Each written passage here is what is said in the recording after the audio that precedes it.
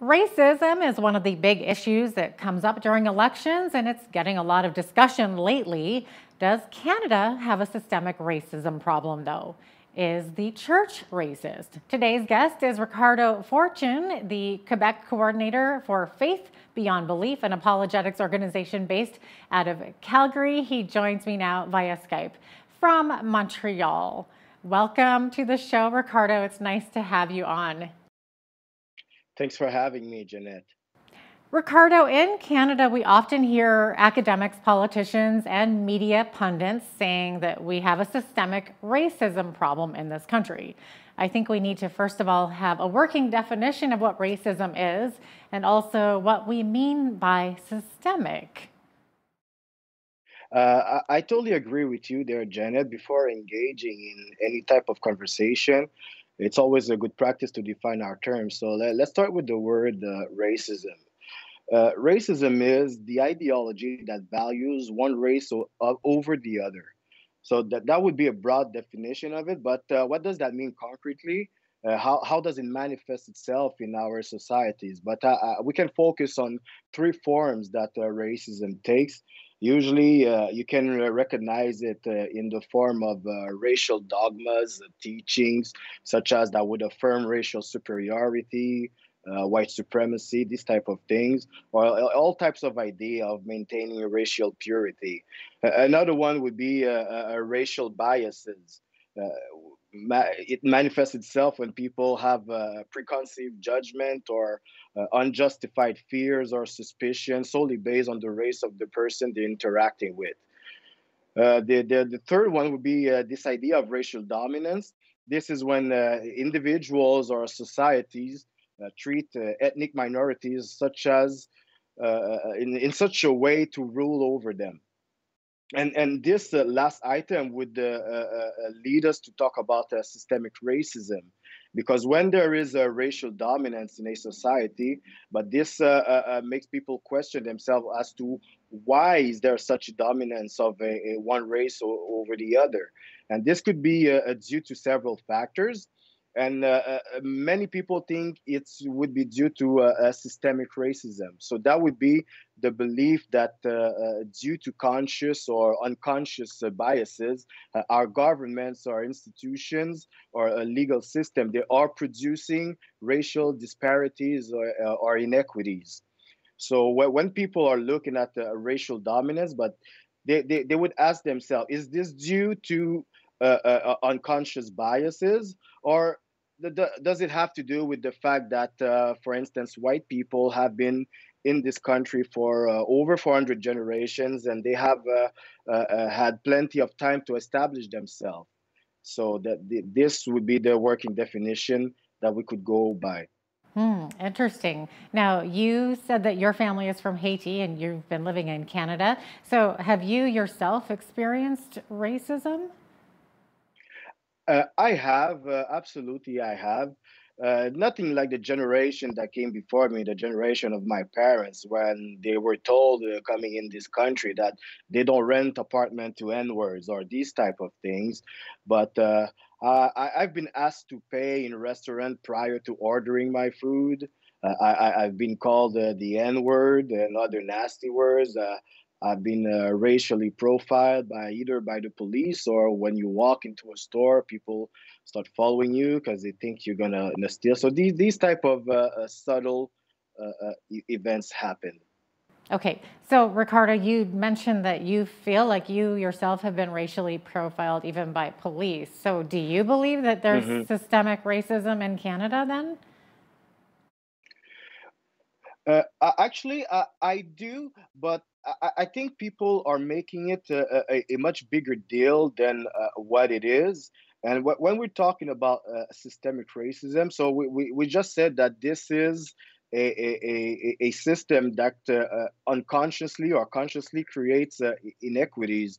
And I definitely feel like, for instance, in the police, there is such a thing as systemic racism. This is not just a feeling. Actually, it's backed by studies here in Montreal. The city of Montreal had to come clean about the systemic racism inside their police service, and they've admitted that much.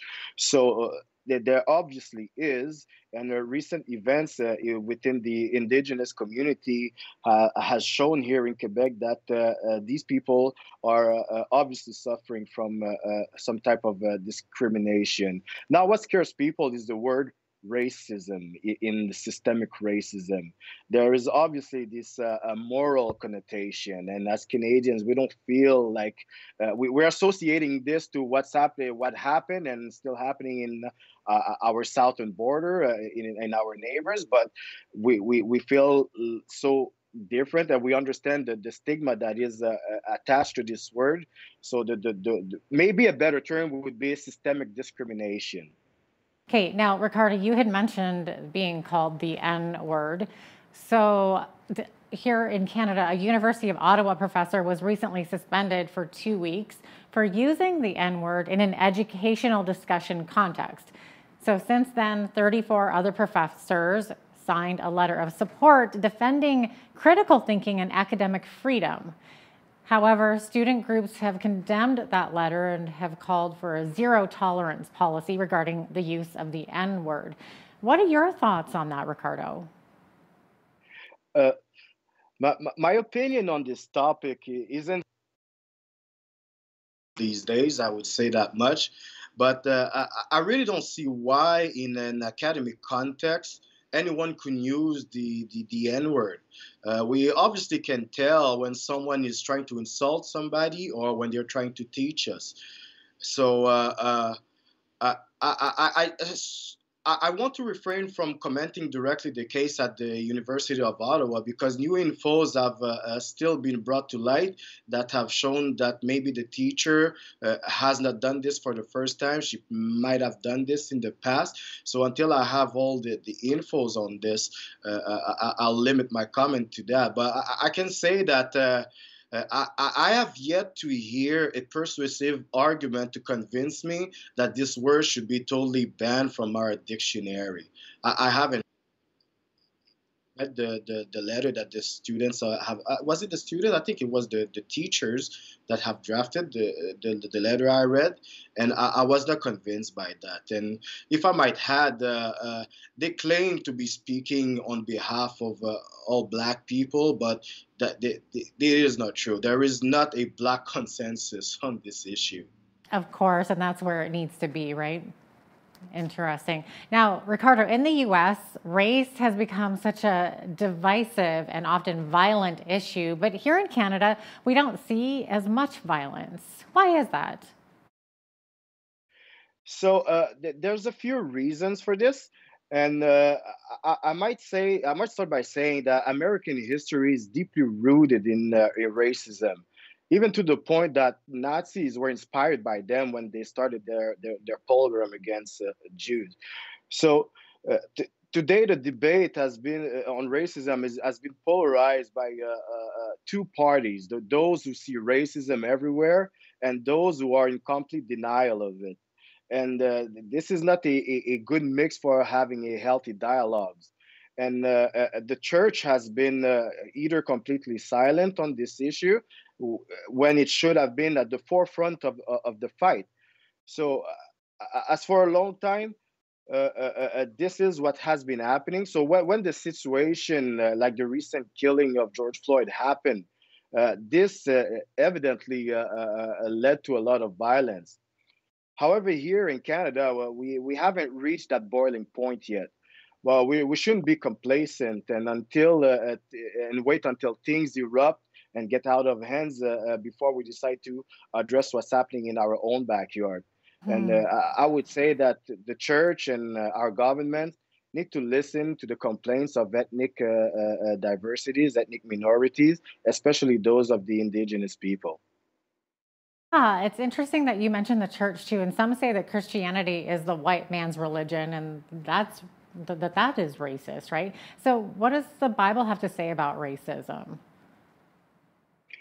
Uh, But to disclaim of the Christianity being the white man's religion, I would say that the person who would make such a claim is probably ignorant of the history of Christianity and in history in general. Christianity didn't start in Europe. It started in the Middle East among people of color. White people received and converted to Christianity from paganism. They worshiped Thor or Odin or Zeus and these type of other gods. Uh, and most major theological developments happened in Africa.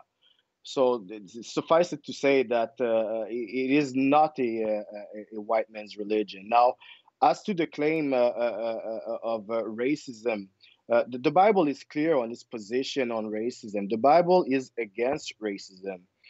The God we serve is a God that says that he's not a God of partiality, and he calls partiality a sin. He's a just God, and he commands us to practice justice. The events in the early church have shown us that God was totally against this idea of ethnic discrimination. It took a lot to it took a lot for God to show the apostles that the Gentiles were welcome into the church, and since that point, it was. There was this big idea of racial reconciliation within the church, admitting the pagans into the flock and understanding that we all sons and daughters of God. So the broad message of the Bible has at its core this idea of being one and this idea of reconciliation among races. Hmm. So then, what do you think the church needs to improve on when it comes to combating racism and reaching out to all racial groups? Uh, I would say the church needs to learn how to communicate better with people who are suffering from racial prejudices. Oftentimes, as a Christian, we have been quick to respond, but we're responding when we don't even totally understand the issue or the concerns of the people that are complaining about racial discrimination. So, uh, communication is key, and being caring, being loving, showing people that we are compassionate, take actions. We have been quiet for too long, and we need to speak out loud, as loud as we are on abortion and other social justice issue. And we need to be biblical about this. There is a biblical foundation that the pastors, the priests, and church leaders, teachers, they have to be responsible about this. They have to show biblically to people why racism is wrong and make sure that this is a part of the teaching that the people are receiving. Let me ask you this, Ricardo, since it is election time and it's such a huge issue in the US, what are the pros and cons of the Black Lives Matter movement? Some people have been criticized for saying all lives matter. That's a very good question. Uh, for the pros, I would say, first of all, BLM, Black Lives Matter, it listens to Black people, and it takes actions, concrete action on behalf of Black people. And the Black Lives Matter is only highlighting how much the church has failed in some of this area. But the problem is that Black Lives Matters comes from a secular it's a secular movement, and it wants to address an issue of justice and morality, but they really don't have a foundation to ground their belief in justice and morality. Because without a God, there is no way to talk about an objective system of ethics. So it is a doom to fail. Now, as for the All Lives Matter response, it goes back to what I said a minute ago. We are quick to respond. And this answer only shows how much we don't listen to each other. Does anyone actually believe that Black Lives Matter supporters disagree with the idea that all lives matter? I don't think so. Let's take, for example, if I would say that the life of the unborn matters, no one would respond to me, hey, not only the life of the unborn, but all lives matter. No one would give such a response. But we would immediately understand that I'm just narrowing down my focus on the unborn because I feel like he is the one that is in immediate danger. And this is what people mean when they say Black Lives Matter. And to respond, All Lives Matter is just to show that we do not understand the claim of the person. Wow. Well, Ricardo, it looks like we are out of time, but thank you so much on your thoughts on all of these issues. Ricardo Fortune, the Quebec coordinator for Faith Beyond Belief, an apologetics organization based out of Calgary. Thanks so much for joining us today. Thanks, Jeanette.